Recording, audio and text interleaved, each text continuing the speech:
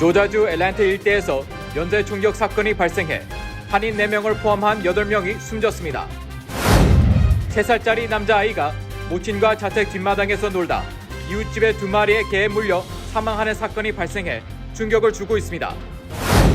뉴욕시가 6월까지 뉴욕 시민 500만 명 접종 완료를 목표로 하고 달성시에는 7월에 제한 조치 해제를 시사했습니다.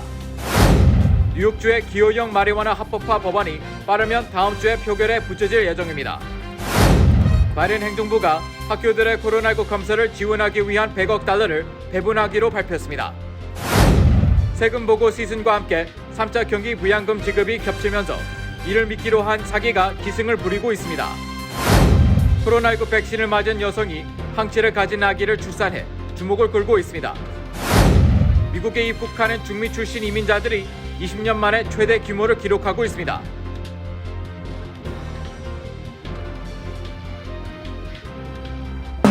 노아은행 맨해튼 지점이 한인타운 중심부인 31가와 32가 사이 피프스 아비뉴 1층으로 확장 이전했습니다. 동포 사회에 꼭 맞는 다양한 상품과 고객 만족 서비스로 여러분께 다가가겠습니다. 한인 비즈니스의 내일을 생각하는 은행 노아은행, 멤버 FDIC and Equal Housing Lender.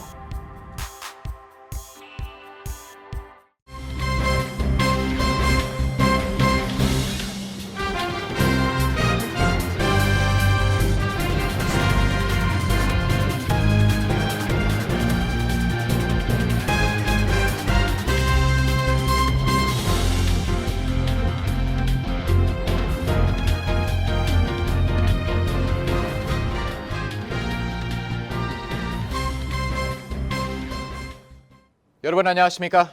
KBTV 뉴스 9 이창원입니다. 조자주 애틀랜타 일대에서 연쇄 총격 사건이 발생해 8명이 숨졌습니다. 특히 이 중 4명이 한인인 것으로 밝혀져 큰 안타까움을 주고 있는데요.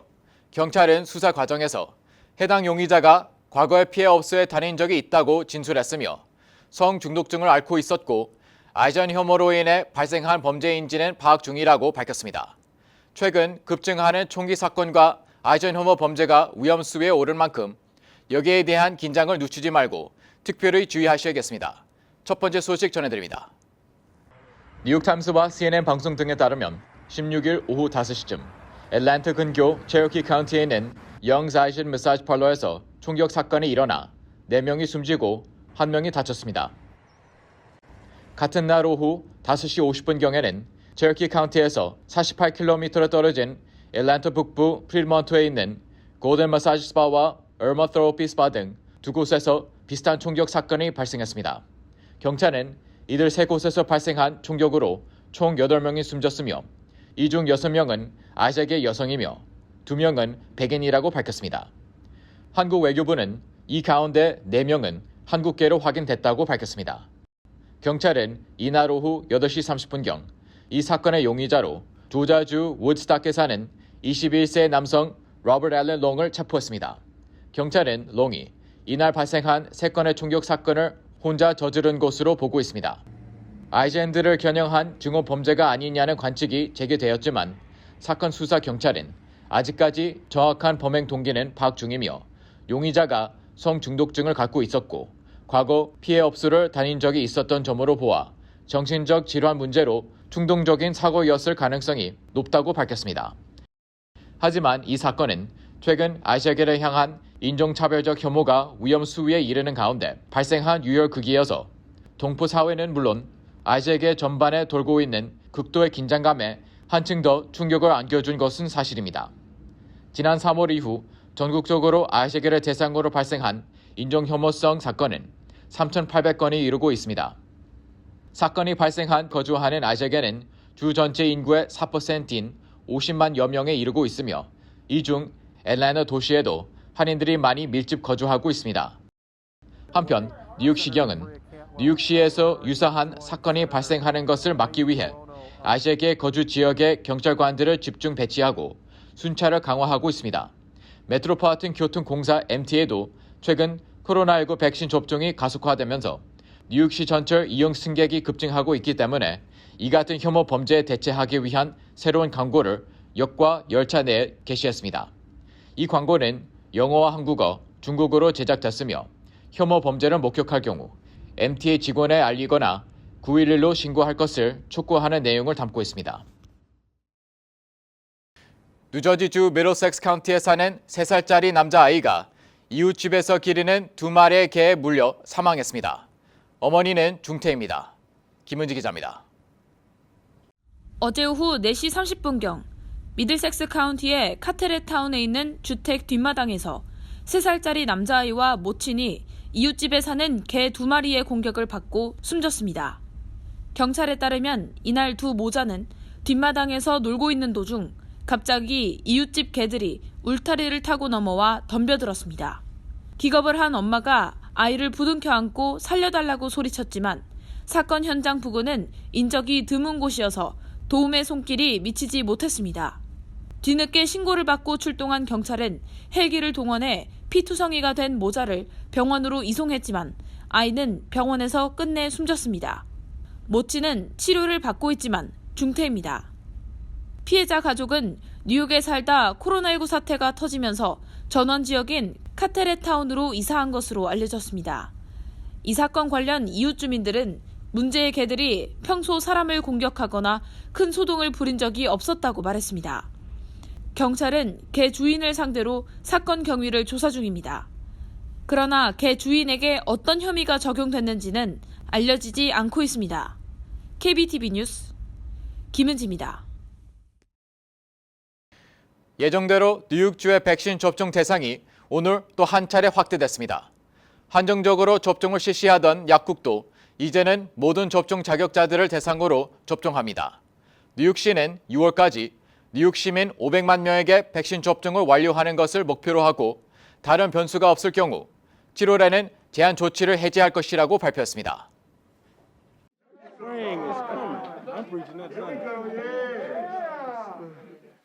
앤드류 쿠오모 주지사는 오늘 커뮤니티 센터에서 존슨앤존슨 백신을 접종한 후 뉴욕주의 백신 접종 대상 확대를 발표했습니다. 뉴욕의 새로운 지원 대상 그룹에는 사회복지 사업 및 아동 서비스 사례 종사자, 위생 및 DMV 종사자, 카운티 사무원, 빌딩 서비스, 비영리 단체 및 선거 종사자, 공공사업 직원 및 정부 감사관이 포함됩니다. 1,200만 명 이상의 자격을 갖춘 뉴욕 시민들은 주 전역에 걸친 수천 개의 사이트 중 어느 곳에서든 예방접종을 받을 수 있습니다. 쿠오모 주지사는 5월에 모든 미국 성인을 예방접종 대상자로 지정하려는 조 바이든 대통령의 계획에 맞추기 위해서는 이미 널리 퍼져 있는 유통망과 백신 접종 속도가 급격히 증가해야 한다고 밝혔습니다. 뉴욕주와 시는 새로운 대규모 사이트 외에도 수백 개의 커뮤니티 기반 팝업 클리닉과 6개의 백신 접종 운영 사이트를 개설했습니다.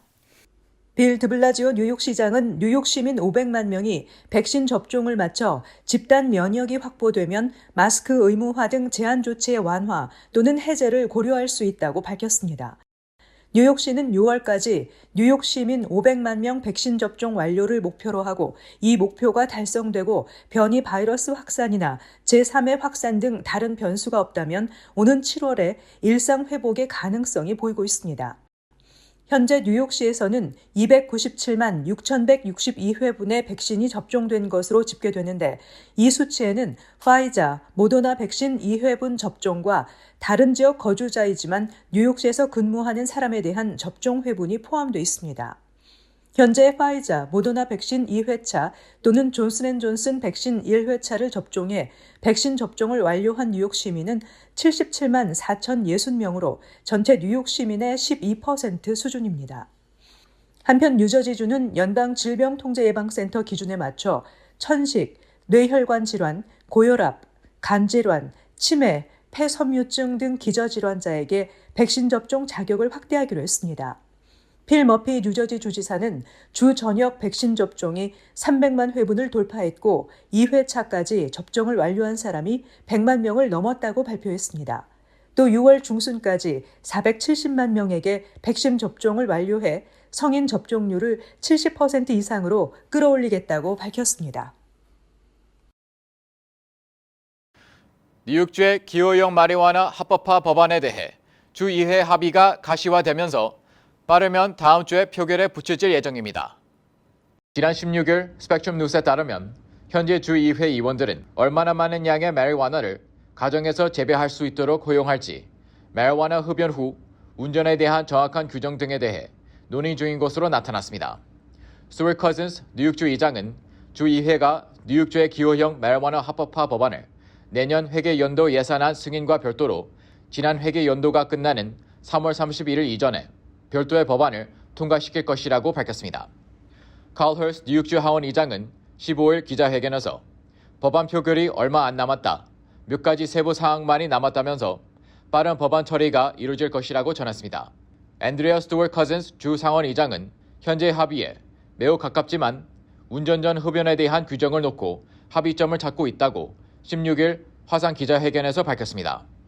앞서 지난 2월 앤드루 쿠오모 뉴욕 주지사는 2021-2022 회계연도 행정예산안을 공개하면서 기호형 마리화나 합법화 법안을 발표한 바 있습니다.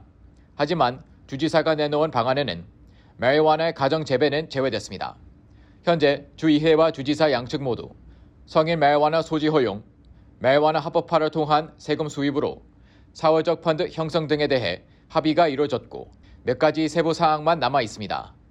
쿠오모 주지사와 주의회는 마리화나 합법화를 통해 6만 개의 일자리 창출, 35억 달러의 경제 활동을 촉진하는 한편 3억 5천만 달러의 세수를 창출해 코로나 팬데믹으로 인한 경제적 손실을 메울 것으로 기대하고 있습니다.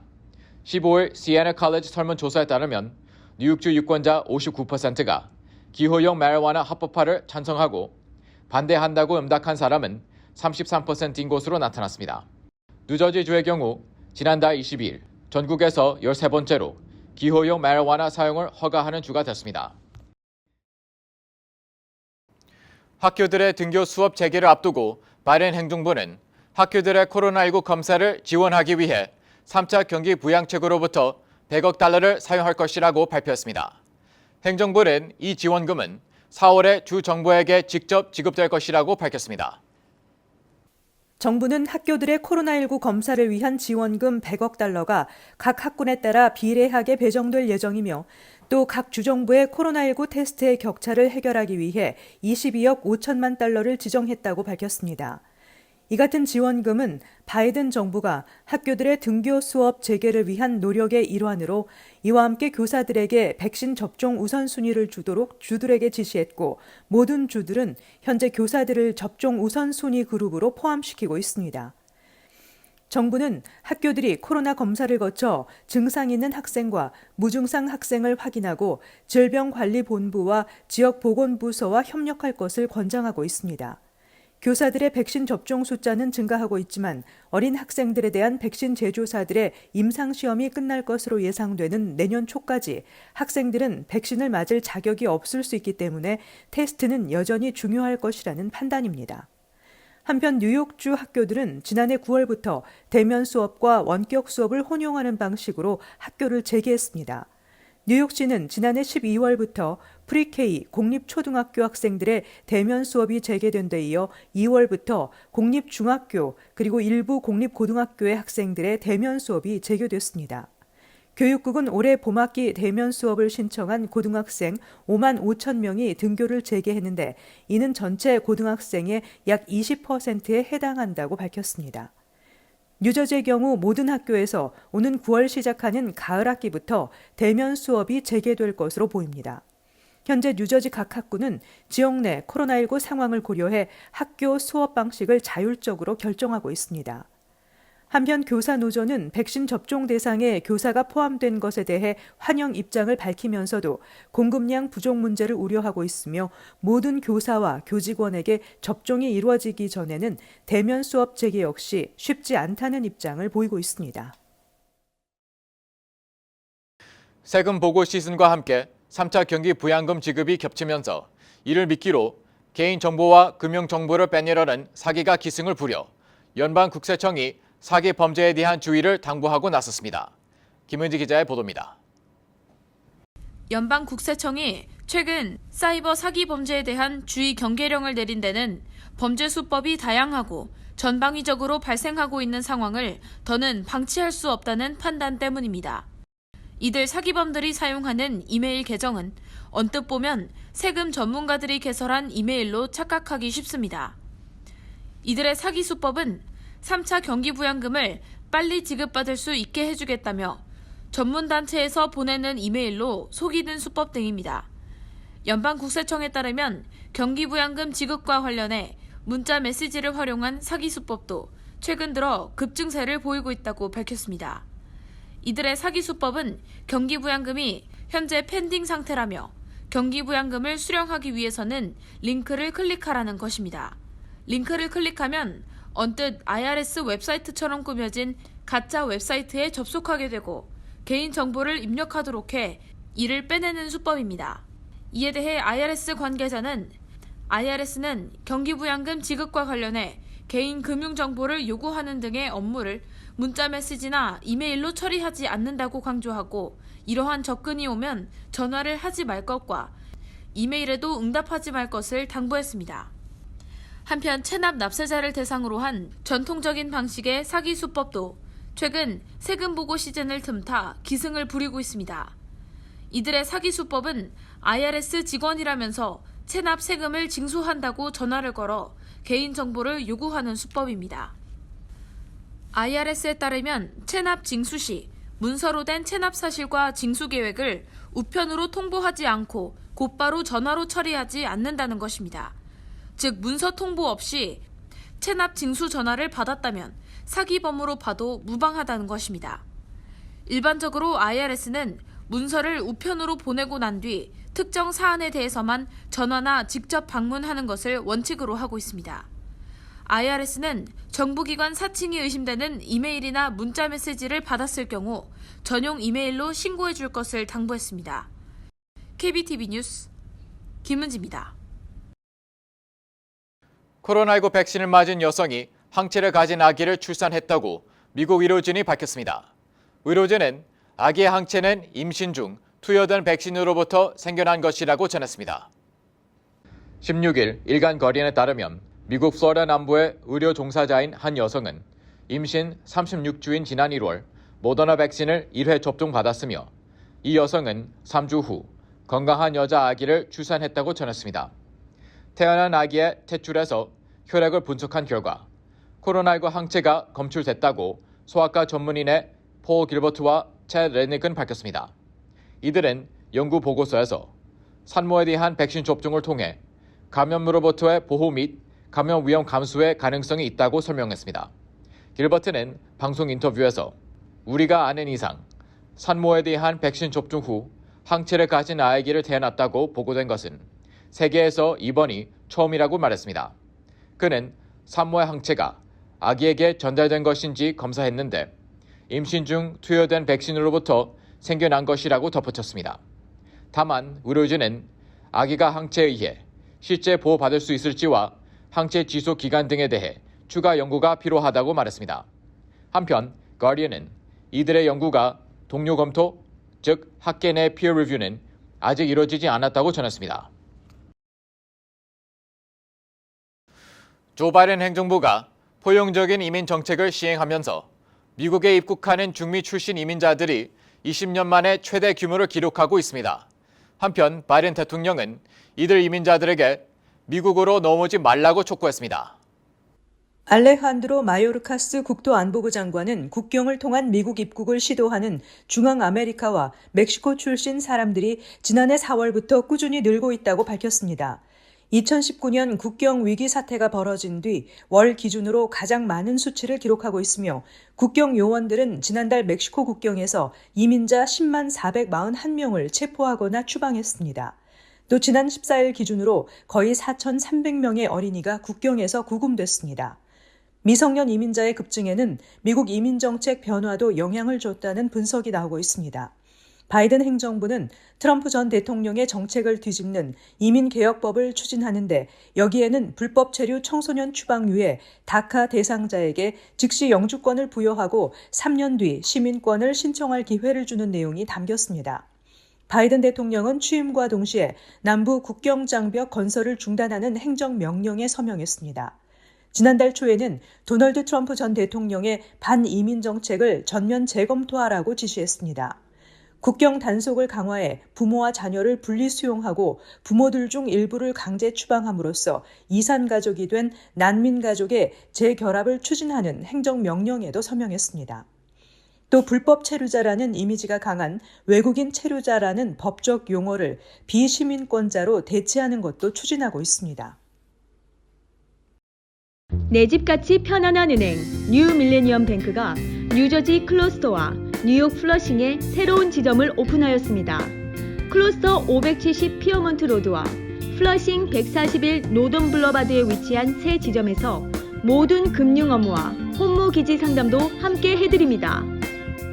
Member of FDIC and Equal Housing Lender. IRS는 조 바이든 대통령이 1조 9천억 달러 규모의 3차 경기부양책에 서명한 그 이튿날인 지난 12일부터 일부 납세자에게 지원금을 계좌이체하기 시작했습니다.